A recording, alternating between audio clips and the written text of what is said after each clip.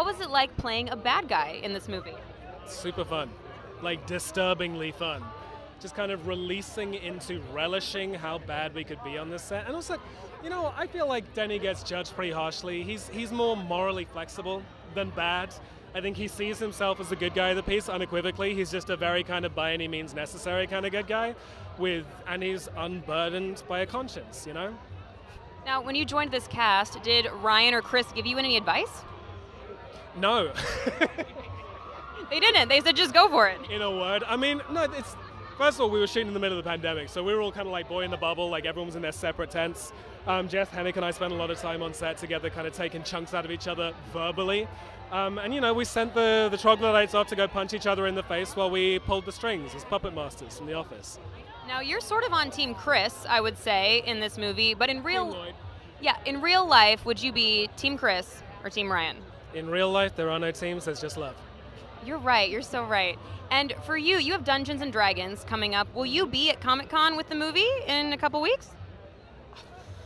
Who's to say? The great thing about magic is you never know what's going to happen. Definitely. And of course, here we are at this premiere for The Gray Man. What are you most excited for viewers to see when they watch this movie on Netflix? I think it's the sheer scale of the thing. Like, wherever you watch this, watch it big. Like, get your setup, get your speakers, get your friends together, get the popcorn, and just have it big and have it loud, because it's a big, loud movie. It's a thrill ride from beginning to end. The reason I signed on is that not only was it this kind of white-knuckle adrenaline ride, but at all times, it cared about making sure you have a good time. So there is wit, there is fun. Folks forget that the Russos, yes, they did Endgame, they also did Community. Like, these guys are funny. And so they're engaged with making sure their audience is having a great time. And so it's just a fun action summer flick, you know? And what was it like working with the Russo brothers on this action flick? A joy. They are the most creatively generous directors I've ever encountered. There was never a moment where you couldn't have a conversation about where the scene's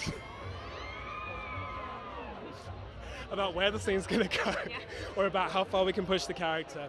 I think there is a great relaxation to working with folks who are so high at the top of their game that there's nothing they can't pull out of the ether at any given moment. If there's an idea and it's good, they'll make it happen, because they can.